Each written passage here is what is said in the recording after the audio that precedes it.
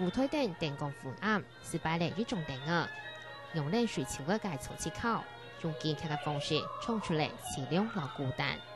对中外冷小说兼手机改编嘅草气口，系流量片提取出发起剧场3.9改编嘅呈现。一个寡妇从早上抱怨到晚上，对，那京剧是一个形式，就是一个让这整个抱怨变得有节奏性的一个形式。早上泼妇骂街，然后中午跟朋友打牌，然后把人家气走，又把下人全部都支走，就是说我要死了，我要死，你们都不要理我好了。2005年提出摆推出嘅草气口，去年就加入的性感元素，高举摆改编，还将剧场人物60年上台。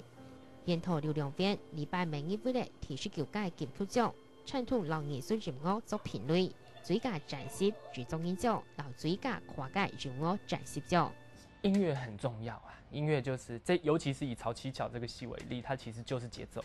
像这种戏，就是说独白的戏，而且语言这么多的戏，如果没有音乐去规定那个节拍的话，其实看不太下去。对，好嘅人物唔但参與花兩點鐘嘅作中，還硬係掘出佢嘅靈魂。先個按用有產圖、有前衛嘅表演形式。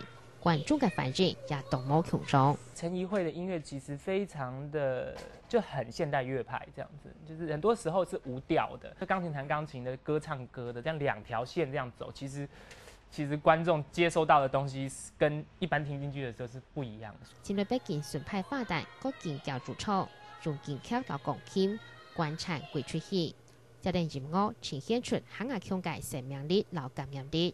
呢出係流量片，擅長結合各種無窮種嘅元素，創出本人想唔到嘅火花。下個新聞中指揮林秋蓮特別報道。